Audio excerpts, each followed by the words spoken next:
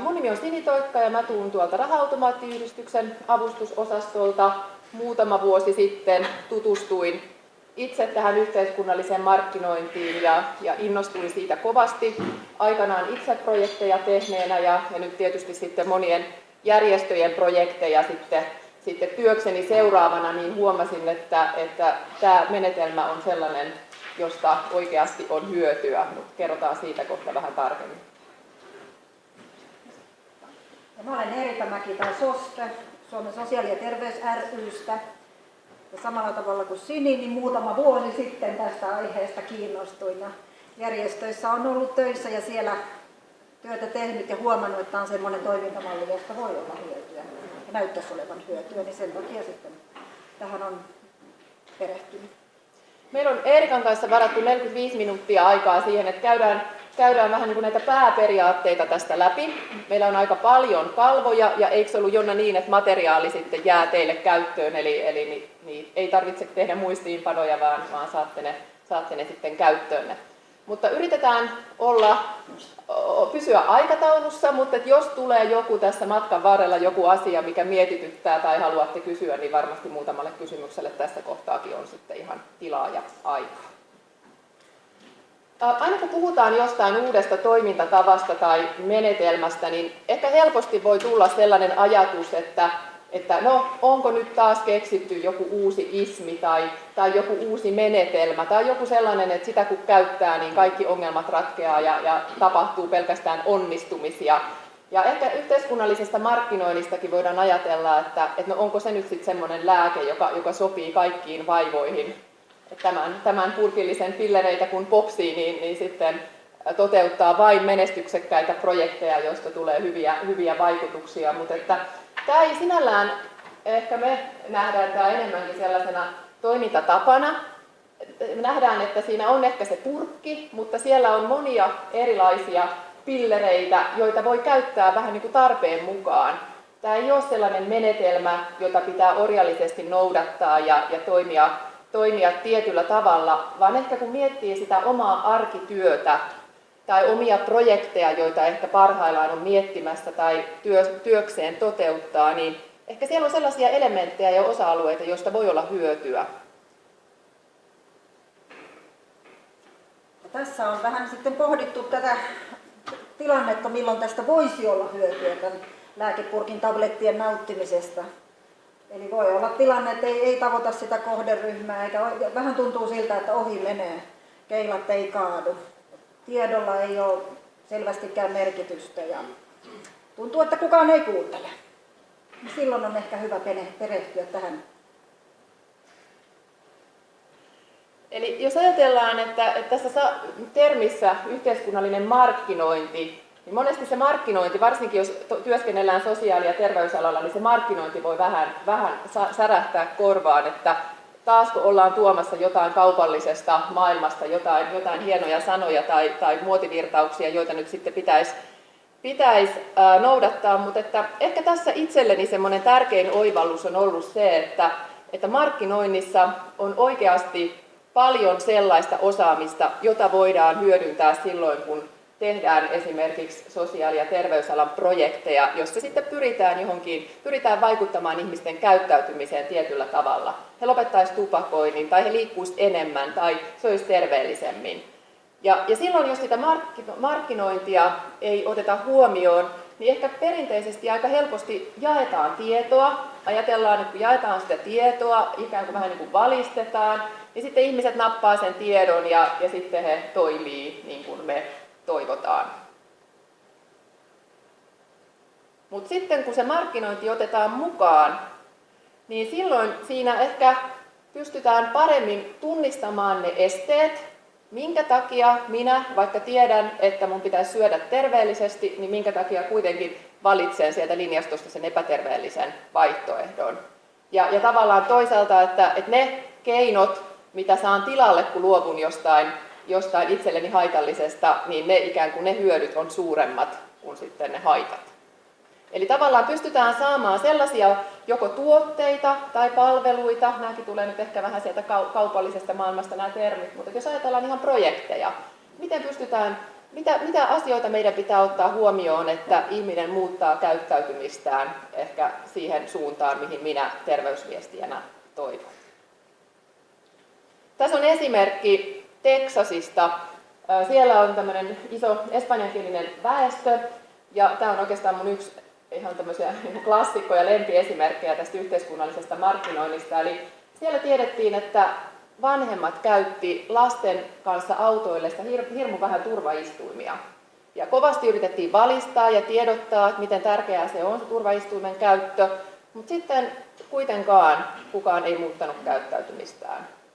Ja sitten ruvettiin vähän selvittämään tarkemmin, että mistä se johtuu, niin kävi ilmi, että siellä nämä ihmiset ajattelivat, että Jumala ottaa sitten kun aika on, eli tavallaan se ei ole niin kuin heidän teoistaan kiinni. Ja sitten toisaalta he myös ajatteli, että lapsen turvallisin paikka autossa on vanhemman omassa sylissä. No sitten mietittiin, että miten voitaisiin lähteä toimimaan toisin. Ja tehtiin sitten yhteistyötä paikallisen seurakunnan pappien kanssa, jotka rupesivat siunaamaan näitä turvaistuimia. Eli sitten nämä perheet toi turvaistuimet sinne papeille, ne siunattiin ja turvaistuinten käyttö lisääntyi. Ei varmasti toimi suomalaisessa kulttuurissa ihan tämän tyyppinen esimerkki, mutta kuitenkin hyvä esimerkki siitä, että mikä ihmisten käyttäytymiseen vaikuttaa, mitkä on ne uskomukset, mitkä on ne motiivit. Niin, ja tässä on tämmöinen esimerkki, mistä hyvin näkyy se, että kyse ei ole pelkästään viestinnästä, vaan enemmänkin sitten tehdään jotain, jossa ihminen saattaa jopa huomaamattaankin muuttaa käytöstään. Eli tässä niin kuin näkyy, niin ollaan vessassa ja siellä ei ole kylttiä, että älä sotke, vaan siellä onkin tuommoinen pieni kärpänen, johon pitää tähdätä. Tämä on siis miesten vessa, niin kuin tuosta pisuaarista näette. Eli Englannissa kokeiltiin tällaista. Siivoojat tuskastui siihen, että mitkään ohjekyltit ja ystävälliset ja vähän tiukemmatkaan kehotukset ei tepsineet, mutta sitten kun sinne laitettiin tämmöinen kärpänen, niin sotkeminen vähentyi huomattavasti. National Social Marketing Center on Englannissa toimiva organisaatio, joka pitkään on yhteiskunnallista markkinointia tehnyt. Ja he on määritelleet tämän toimintatavan näin.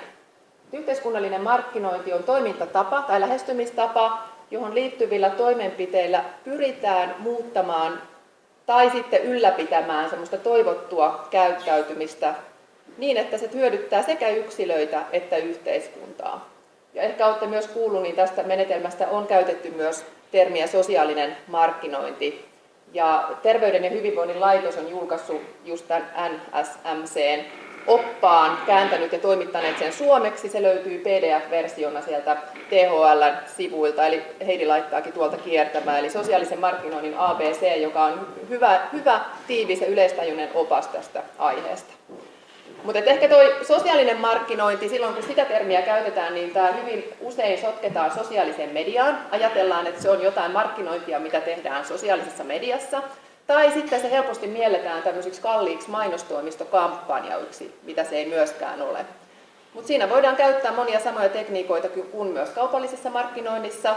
Ja ehkä se olennainen ero semmoiseen perinteiseen projektimaailmaan tai terveyden edistämiseen liittyviin hankkeisiin on se, että aika usein perinteisesti projekteja on tehty hyvin niin kuin asiantuntijalähtöisesti. Ajatellaan, että asiantuntija tai työntekijä tietää, mikä on ihmiselle hyväksi, kun sitten taas yhteiskunnallinen markkinointi on aina asiakaslähtöistä, eli lähtee sieltä kohderyhmästä.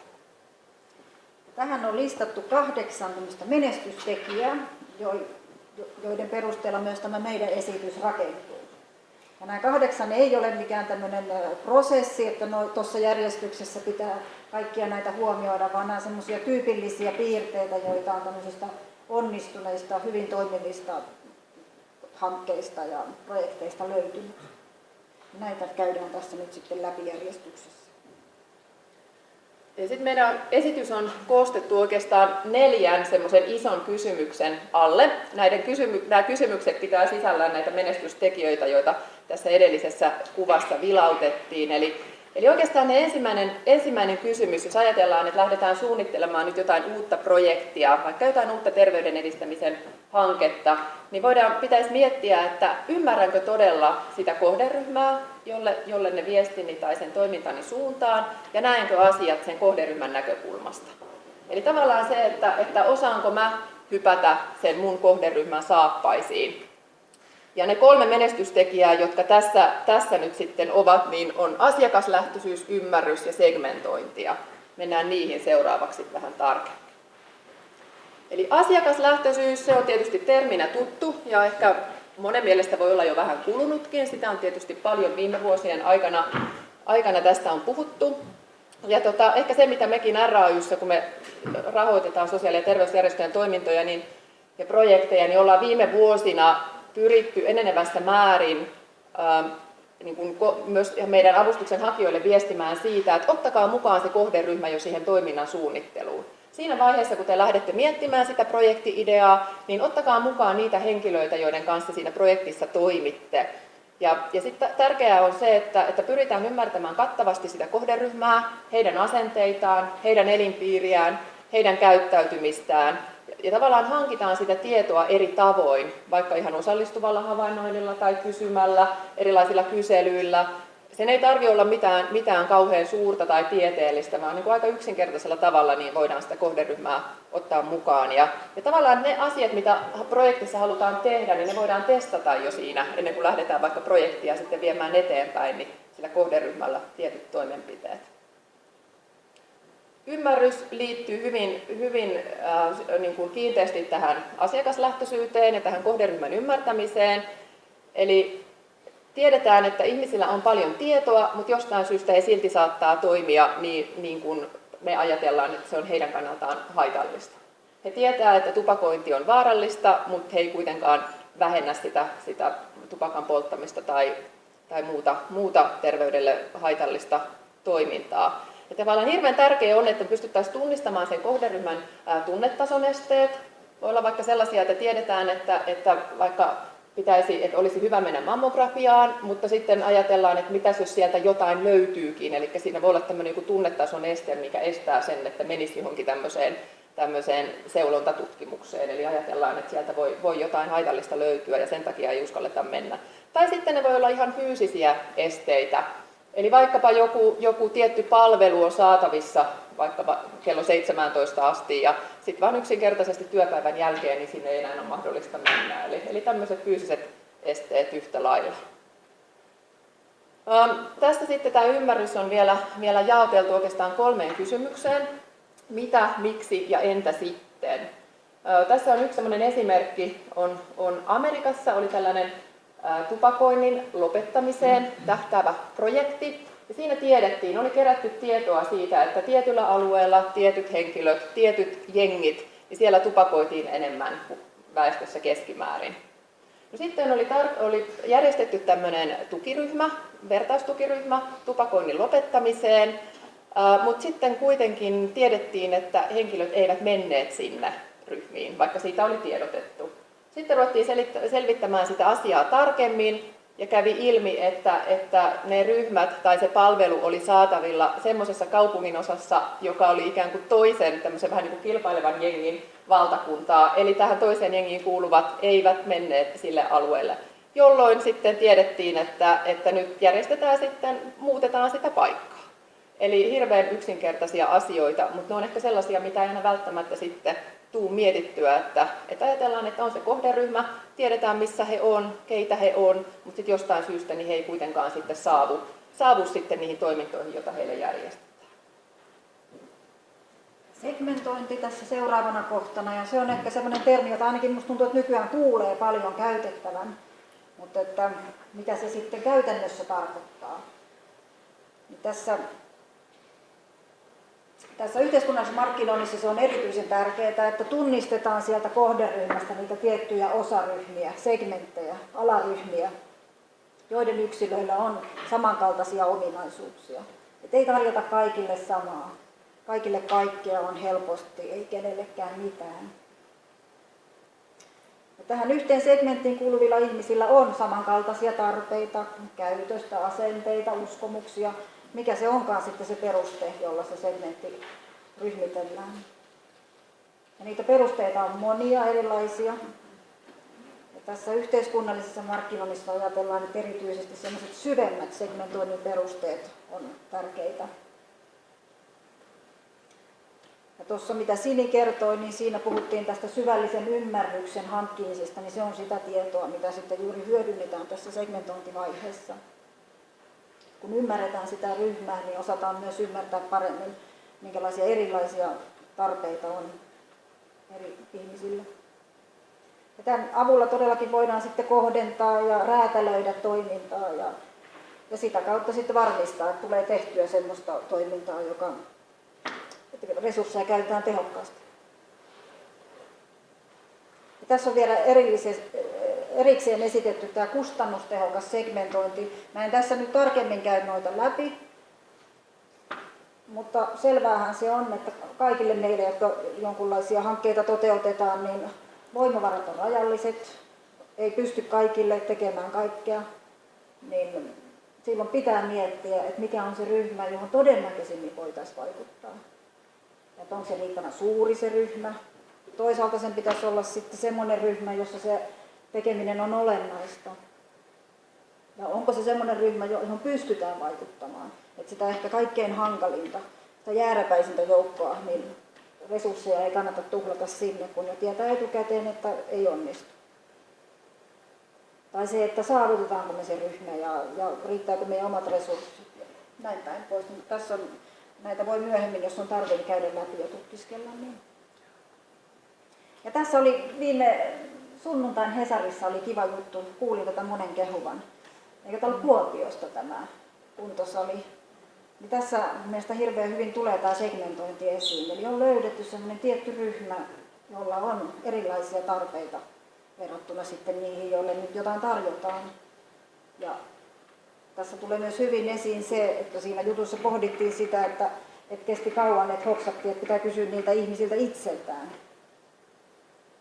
Ja sitten, että siitä osattiin räätälöidä tästä salista sen kaltainen, että ei ole peiliä ja ei puhuta laihduttamisesta ja lempeästi ohjataan siihen liikuntaan. Että ehkä te olette täällä osa jo käynytkin, tiedätte tänne, mistä on kyse paremminkin.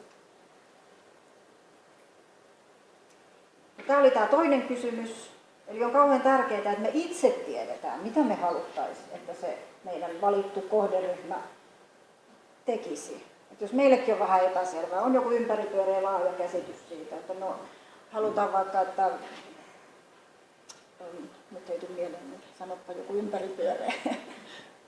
Niin no, halutaan vaikka ehkä just, että ne ylipainoiset henkilöt, jotka ei pidä liikunnasta, että he haluaisivat aloittaa liikuntaa, jos mennään vaikka tähän esimerkkiin. Joo. Eli se on erityisen tärkeää. Tässä tuo polku nyt kuvaa sitä, että sen pitää olla kirkkaana ja selkeänä mielessä. Joo. Ja sitten ehkä tämä siltakuva vielä tässä pyrkii havainnollistamaan sitä, että tämä voi olla tämmöisen, jos meidän projektisuunnittelijoiden ajatus, että täällä on, siellä sillan päässä on se tavoite ja täällä toisessa päässä on ne ihmiset ja sitten he kävelevät sitä suoraa polkua sinne tavoitteeseen, kun sitten voi olla, että joku haluaakin uida tai joku haluaakin etsiä sen sivupolun ja tavallaan se, että se käsitys siitä, että mitä se kohderyhmä haluaa tehdä, niin voi ollakin hyvin erilainen, mitä meillä. Niin. Että lähtökohtaisesti, jos edes se meidän oma ajatus siitä ei ole selkeä, niin sitten on hyvin vaikea. Niin tässä on, käyttäytymisestä on se, että yhteiskunnallisessa markkinoinnissa on kyse käyttäytymiseen vaikuttamisesta. Se on niin se A ja O tässä. Eli nimenomaan siihen käytökseen. Ei keskity. Toki ne voi siinä olla mukana, että vaikka jotain tietoihin, asenteisiin ja uskomuksiin, mutta se ei riitä. Tavoitteena on se, että käytös muuttuu tai se hyvä käytös, jota halutaan vahvistaa, niin se säilyy ja vahvistuu. Ja silloin pitää olla täsmälliset tavoitteet sille käyttäytymiselle, jota halutaan saada aikaan, mitattavat. Ja on hyödyllistä tarkistella niitä, joilla on se haitallinen käytös, mutta myös niitä, joilla on se toivottu käytös. Että molempien käytöstä tarkastellaan ja mietitään, että mitä voisi oppia ja ymmärtää molemmilta. Ja tässä on vähän sitten tarkemmin kerrottu sitä, että miten sitä käytökseen liittyvää tavoitetta pitää pohtia. Mutta se ehkä tässä tuli jo selväksi, että pitää olla täsmällinen ja saavutettava se tavoite. Ja tässä oli esimerkkiä jo, että ylipäätään edistetään liikenneturvallisuutta tai sitten, että tietyllä alueella kukaan ei kuole liikenneonnettomuuksissa. Ja siinä on selkeä ero. Ja sitä voidaan mitata. Ja teoria on myös tärkeää olla tässä taustalla, kun tällaista toimintaa lähtee suunnittelemaan, eli käyttäytymistieteelliset teoriat. Ja ihmisten käyttäytyminen on hyvin monimutkaista, tietenkin se me tiedetään jokainen. Ja nämä teoriat sitten auttaa vähän sitä ymmärryksen lisäämistä, että miten ihmiset käyttäytyy ja miten ne voisivat käyttäytyä. Eli auttaa ymmärtämään sitä kohderyhmää ja suunnittelemaan niitä toimenpiteitä. Ja monenlaisia teorioita sovelletaan tässä yhteiskunnallisessa markkinoinnissa, mutta muutama on ehkä semmoinen, jota enemmän sit on käytetty tai käytetään. Mutta toki sitten tilanteen mukaan ja asian mukaan se täytyy valita ja miettiä. Mutta joo. Sosiaalisen vaihdon teoria on semmoinen, joka sanotaan, että se on hyvä olla joka hankkeessa mukana tämä ajatus. Eli tämä metafora kaupankäynnistä, että ihminen punnitsee niitä hyötyjä ja haittoja. Se miettii, että mitä mä tästä saan sellaista, joka on nyt parempaa kuin mitä mä tällä hetkellä jo teen.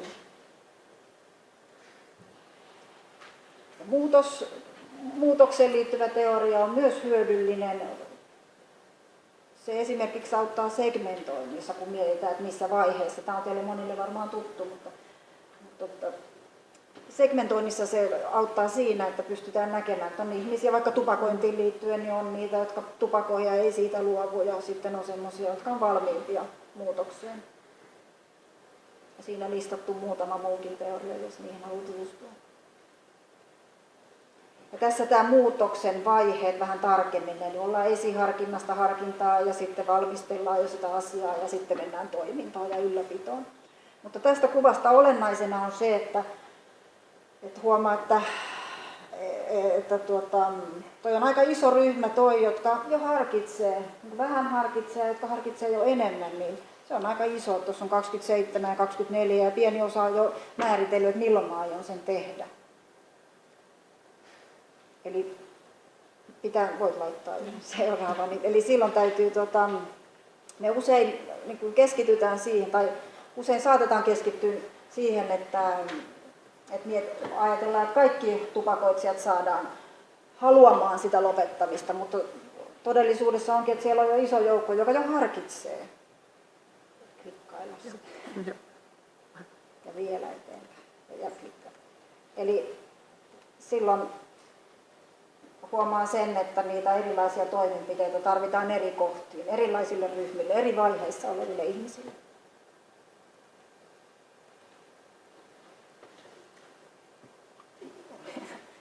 Joo. Ja tässä on sitten pohdittu tätä vaihtokauppaa ja että mitkä tekijät kilpailee ihmisen elämässä sitten näissä muutostilanteissa. Ja tämä onkin tärkeä kysymys, että ihminen pohtii sitä, että painaako ne muutoksen hyödyt enemmän kuin sitten ne esteet ja haitat. Ja kilpailevat tekijät ne voi olla sisäisiä tai ulkoisia, ihmisen oman pään sisällä olevia tai sitten jotain, mitä ympäristö asettaa. Voi olla sellaisia toimijoita, joka niin kuin houkuttelee siihen päinvastaiseen käytökseen ja sitten tietenkin kaverit nuorilla ja näin päin pois.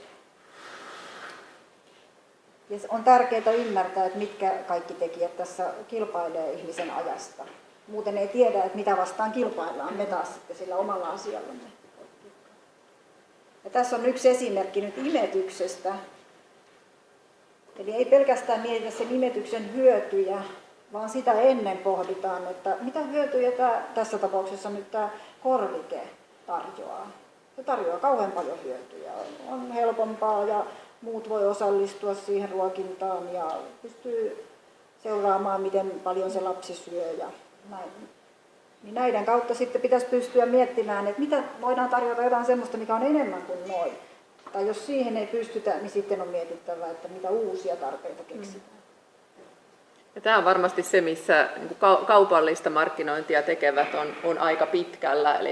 Eli esimerkiksi jos ajatellaan vaikka jotain eri virvoitusjuomavalmistajia, niin heillä on hyvin tarkkaan mietitty ne segmentit, että kelle he sen markkinointinsa suuntaa ja minkä takia toinen henkilö valitsee sen kilpailevan merkin. Ja tavallaan hyvin paljon pyritään vaikuttamaan siihen.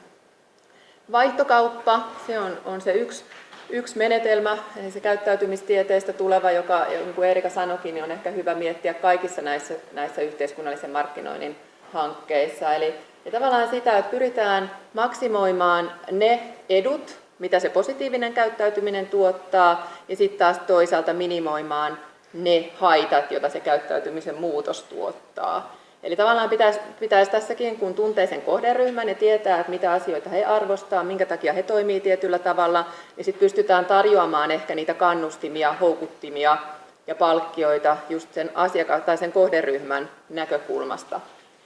Jos mä saan tästä näytetty yhden hauskan videon. Tämä ei ole yhteiskunnallista markkinointia sinällään. Voi olla, että teistä osa on tämän nähnytkin, mutta tämä on yksi hyvä käytännön esimerkki siitä, että miten asioita, mitä voi tarjota tilalle ja mikä voi olla niin kuin mukavampi vaihtoehto. Tukholmassa yritettiin miettiä, että miten saataisiin ihmiset käyttämään enemmän portaita rullaportaiden sijaan.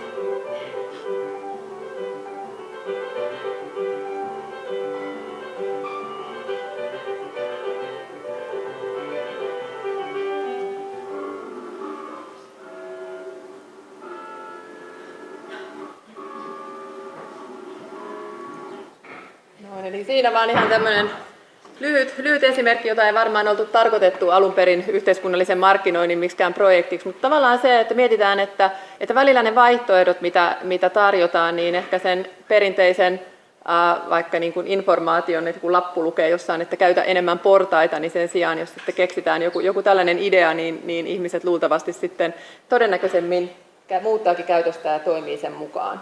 Eli yksinkertaisesti tämä olikin tuo vaakakuva tuossa jo aikaisemminkin, eli mitkä asiat painaa vaassa eniten. Et jos ajatellaan, että mä mietin kaupassa, että otanko mä ton suklaapatukan vai en, mä mietin, että okei, että no, se maksaa jonkin verran ja se saattaa olla epäterveellistä, mutta sitten mä voin toisaalta miettiä, että no, mulla on ollut aika raskas päivä ja oikeastaan mä ehkä voisin palkita itteni ja en ole syönytkään oikein tänään, tästä mä saan nyt tämmöisen mukavan sokeripiikin. Ja tavallaan niin kuin ne valinnat, mitä päivittäin tekee niin kuin arkisissa asioissa, niin ihminen aina joko tietoisesti tai hyvin usein tiedostamattaan punnitsee niitä eri vaihtoehtoja ja sitten jompaan kumpaan sitten päätyy. Ja sitten se 4. kysymys.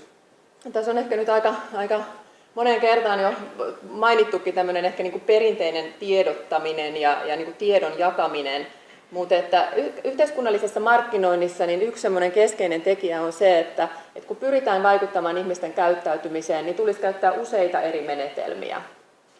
Ja tässä ehkä muutama esimerkki siitä, eli tavallaan aina kaiken lähtökohta on se, että tunnetaan se kohderyhmä, tiedetään minkä takia he käyttäytyy tietyllä tavalla ja sitten pystytään lähteä räätälöimään niitä erilaisia keinoja ja menetelmiä, että miten pyritään sitten käyttäytymisen muutokseen. Eli ei luoteta vaan siihen, että kun lisätään tietoa, niin sitten rationaalinen ihminen sitten toimii sen mukaan, vaan pyritään käyttämään erilaisia menetelmiä. Tiedotus ja valistus, se on tietysti tärkeää, eikä tämäkään toimintatapa sitä hylkää, sitä tarvitaan totta kai. Tässä on esimerkkinä nyt vaikka kierrättämisestä, että eri roskakatoksissa saattaa olla tällainen tiedote, missä kerrotaan, että mihin laitat biojätteet ja mihin laitat metallit ja niin poispäin. No, sääntely, niin kuin kontrolli, se on tietysti yksi keino. Jos on savuton työpaikka, niin silloin se tarkoittaa sitä, että työpaikan alueella ei ole mahdollista tupakoida. Eli pyritään sillä lailla vaikuttamaan ihmisten käyttäytymiseen. Mutta sitten ehkä semmoinen, mitä ainakin itse, jos ajattelen, niin ehkä aika vähän on käytetty perinteisesti eri projekteissa tätä niin kuin ympäristön muokkausta tai designia. Tässä on esimerkki siitä, että haluttiin, tämä on Amerikasta myös, mutta haluttiin vähentää lasten murojen syöntiä koulussa. Niinkin yksinkertaisella menetelmällä siihen sitten päästiin, että pienennettiin vaan sitä murokulhon kokoa ja sitten murojen syönti väheni. Tai sitten jossain amerikkalaisissa high schoolissa mietittiin sitä, että miten saataisiin linjastosta opiskelijat ottamaan enemmän vihanneksia ja hedelmiä. Ja sitten vaan linjastossa yksinkertaisesti muutettiin sitä, että miten ne ruuat oli siinä esillä. Eli laitettiin aina niin kuin tuoreita ja herkullisen näköisiä hedelmiä ja hyvän näköisiä salaatteja siihen ihan linjaston alkupäähän, jolloin sitten ihmiset täytti lautaset enemmän niillä ja sitten ehkä otti muuta ruokaa sitten vähemmän. Mutta hirveän yksinkertaisilla asioilla niin pystytään vaikuttamaan, kun ympäristöä muokataan. Tai esimerkiksi nyt sitten nämä pianoportaat oli yksi esimerkki. Ei nyt ehkä enää niin pieni ja yksinkertainen asia, maksaa varmaan jonkin verran, mutta ja sitten neljäs kohta tässä esimerkkinä näistä menetelmistä on sitten tuki. Eli tavallaan se, että jos nyt ajatellaan vaikka se tupakoinnin lopettamista, niin on olemassa vaikka joku tukipuhelin, joku linja, jonne voi soittaa, tai on olemassa erilaisia vertaistukiryhmiä, voi olla yhteydessä ammattilaiseen ja kysyä neuvoja. Eli tavallaan näillä kaikilla eri keinoilla pyritään vaikuttamaan siihen haluttuun lopputulokseen ja siihen käyttäytymisen muutokseen. Ja tuossa voisi sanoa tuosta äskeisestä vielä, että pääpointtina on se, että näillä erilaisilla menetelmillä niin pyritään sen hyvän käytöksen hyötyjä lisäämään ja vahvistamaan ja taas sitten sen hyvän käytöksen esteitä madaltamaan. Ja sitten kun meillä on se haitallinen käytös, niin sen hyötyjä, koettuja hyötyjä pitää saada mahdollisimman pieneksi ja taas siihen lisätä esteitä. Eli esimerkiksi tuolla kontrolloin tai sääntelyllä voidaan sitten lisätä niitä esteitä. Ja tässä on tämmöinen metafora siitä, että kun näitä teitä polkuja suunnitellaan, mitä me haluttaisiin, että ihmiset kulkee, niin se on hyvä pitää koko ajan mielessä, että ne kulkee kuitenkin omia polkujaan. Että pitäisi osata ennakoida, että mikä se sen ihmisen valitsema oikopolku on. Ja tässä ollaan esitelty nyt näitä menestystekijöitä, mutta kuitenkin tässä on kyse systemaattisesta prosessista. Eli kaikkia näitä eri vaiheita viedään eteenpäin systemaattisesti ja tässä nyt on tämmöinen lääkeannostelija kuvaamaan sitä, että niitä meidän alussa olevasta pilleripurkista otettavia pillereitä kun laittelee tonne ja nappailee sitten joka päivä vähän sen hankkeen aikana. Niin. Ja tässä on hieman sitten tarkemmin kuvattu nämä prosessin vaiheet. Ja niin kuin näkyy, niin tuossa painopiste on tässä, tai tuossa on nyt eniten tekstiä tuon scope-vaiheen kohdalla. Eli siinä määritellään ja niin kuin perehdytään siihen kohderyhmään ja mietitään, että miten sitä voisi jaotella ja mitkä on sen kohderyhmän tarpeet, niin painopiste on siellä, tuolla strategisessa vaiheessa. Et monestihan saatetaan tehdä niin, että hypätään hyvin pian toteuttamaan sitä asiaa. Toki sekin on hyvä sitten, että kokeillaan. Mutta tuossa esitestausvaiheessa niin on hyvä pienillä asioilla kokeilla sitä, että ei sitten heti, Sinillä oli hyvä esimerkki tästä, että ei heti osteta autoja iso kasa ennen kuin on kokeiltu. Niin, tässä oli sellainen Aalto-yliopistossa, siellä on tämmöinen innovaatioyksikkö ja he teki kerran niin, että he otti kesätöihin sinne nuoria opiskelijoita ja opiskelijat sai tehtäväksi, että miten he voisivat poistaa, Helsingin kaupunki osti tämmöisen yhteistyöprojektin, tai tilasi yhteistyöprojektin, että miten nämä opiskelijat voisivat muutaman viikon aikana poistaa yksinäisyyden helsinkiläisiltä ikäihmisiltä ja tietysti tosi haastava ja aivan liian laaja se tavoite jo. Mutta ne sai pari päivää aikaa miettiä nämä nuoret, että miten ne lähtisivät lähestyä sitä asiaa. Ja he ensimmäiseksi miettii, että jos he nyt vaikka ostaisi tai vuokraisi autoja, että he lähtisivät soittelemaan ikäihmisten ovikelloja ja kysyä, että jos he tarvitsisivat asiointiapua tai jos he haluaisivat mennä kirjastoon tai teatteriin, niin he lähtisivät sitten niin kuin viemään. Ja no sitten he lähti aluksi sitten kokeilemaan ja soittaa ovikelloa ja sitten kävi ilmi, että ei kukaan tullut avaa heille ovia. Eli tavallaan se, että joku tuntematon tulee soittaa ovikelloa, niin ei suomalainen kovin usein avaa ovea. Ja tavallaan siinäkin, että se oli hyvä, että se testattiin siinä vaiheessa, että ensin ei ostettu tai liisattu 10 autoa ja sitten todettu, että eipä se kohderyhmä nyt ihan haaviin sitten tällä keinolla tartukaan. Eli se oli ehkä sellainen esimerkki siitä.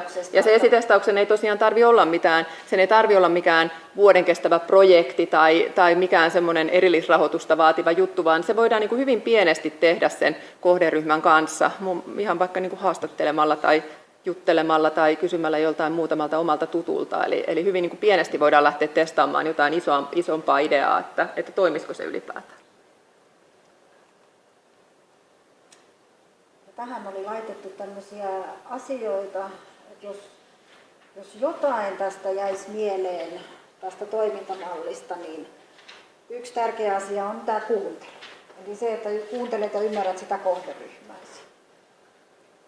Ja hyödyllistä on kaikenlaisessa toiminnassa vähän katsella tämän yhteiskunnallisen markkinoinnin silmälasien kautta, vaikka ei olisi niin tarkoituksena, että systemaattista prosessia noudattaa, niin silti hyötyä on siitä kaikessa toiminnassa, että ajatellaan asiakaslähtöisesti ja mietitään kohderyhmää. Ja sitten tämä opettele yhdessä. Tämmöinen vinkki me saatiin täältä Hollannista, oli puhuja. RAO järjesti tilaisuuden ja siellä hän kertoi, että on kauhean tärkeää se, tai olivat niin oppineet sen, että on kauhean tärkeää, että kun tämmöistä vähän uudenlaista opettelee, niin sitä ei kannata tehdä yksin. Että sä käyt yksinään jossain seminaarissa, olet hirveän innossasi, mutta sitten kun menet sinne työpaikalle, niin kukaan ei ymmärrä, mistä sä puhut. Tämmöisen on moni varmaan kokenut, niin tässä olisi hyvä vinkki se, että on aina kaveri mukana.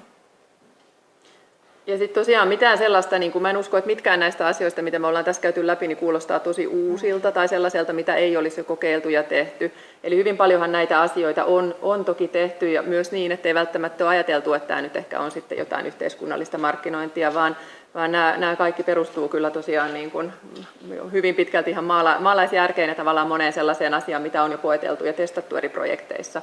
Mutta ehkä tässä vielä se, niin kuin se systemaattinen prosessi, niin kuin Erika kuvasi, että tavallaan sen painopisteen siirtäminen sinne toiminnan alkuvaiheeseen ja siihen suunnitteluvaiheeseen. Ja siitä me kuullaan tänään sitten iltapäivän aikana sitten enemmän käytännön esimerkkejäkin, että miten tätä on Suomessa testattu ja kokeiltu ja miten on sitten, millaisia kokemuksia siitä on saatu. Eli tavallaan tämän teorian ympärille sitten saatte sitten käytännön kokemuksia. Tässä vielä lyhyt mainospala, jos te olette kiinnostuneita yhteiskunnallisesta markkinoinnista, niin tuonne Innokylään on perustettu tällainen yhteiskunnallisen markkinoinnin verkosto, joka tarkoituksena on, että jaetaan tietoa, kerrotaan erilaisista koulutuksista, julkaisuista, eri projekteista, joita on tehty tätä toimintatapaa hyödyntämällä. Tähän mielellään saa liittyä verkostoa. Näitä pääsee selaamaan rekisteröitymättäkin, mutta sitten jos te haluatte täältä sitten jatkossa saada sitten tietoa ja haluatte sinne itse käydä lisäämässä asioita, niin sitten mielellään voitte rekisteröityä. Se tapahtuu, on ilmaista ja tapahtuu ihan helposti. Täälläkin on sitten Saara Lehtonen on Sitrasta, joka tässä näkyykin, on tänään sitten paikan päällä myös pitää sitten oman esityksensä iltapäivällä. Ja se hyöty tässä on myös tänne verkoston klikkautumisesta, että sitten keskenään me nähdään, että ketkä tästä aiheesta on kiinnostuneita. Että sellaisetkin, jotka ei ole ihan siinä vieressä työskentelemään. Et ehkä se, mitä tässä edellisessä kalvossakin oli, tämä kokeile, ryhdy tekemään. Et jonkin verran on jo olemassa näitä kotimaisia esimerkkejä, mutta kovasti toivottaisiin niitä lisää. Ulkomaillahan tätä esimerkiksi Englannissa, Yhdysvalloissa, Australiassa tätä menetelmää on käytetty 70-luvulta lähtien ja hyvinkin systemaattisesti. Ja Johannes Parkkonen Mielenterveysseurasta kertoo sitten kansainvälisiä kokemuksia sitten tässä heti meidän jälkeen. Huomaan, että ei onneksi ollut kuin 2 minuuttia jäljessä aikataulusta, että ihan kohta Johannes pääset. 10 vaille, okei, meillä on vielä, joo, hyvä. Eli sinällään toivotaan tietysti, että näitä menetelmiä tai näitä osa-alueita tai näitä pillereitä, joita tuossa alkukuvassa näkyy, että tavallaan, että sieltä, niin kuin Erika sanoikin, niin jokainen voisi miettiä siinä omassa arkityössään. Eli se ei tietenkään tarkoita sitä, että kaikissa projekteissa, mitä tehdään, niin tämä on nyt sellainen menetelmä, mitä kannattaa hyödyttää, mutta ehkä yleensäkin se, että kun lähdetään miettimään, että mikä se tavoite on ja mikä on se tulos, mitä tavoitellaan ja mikä on se käyttäytymisen muutos, niin sitä voi jokainen miettiä vaikka ihan omasta arjestaankin, että vaikka että miten saisin aamuistani mukavampia, että mitä pitäisi tehdä, että saisin itseni menemään illalla ajoissa nukkumaan ja mistä ehkä pitäisi luopua ja mitä sitten saisi tilalle. Eli tavallaan niin kuin vähän miettiä sitä omaa niin kuin ajatusmaailmaa tai sitten sieltä omasta työyhteisöstä niitä esimerkkejä, että olisiko siellä jotain sellaisia keissejä tai asioita, joihin voisitte lähteä miettimään ratkaisua tämän kautta.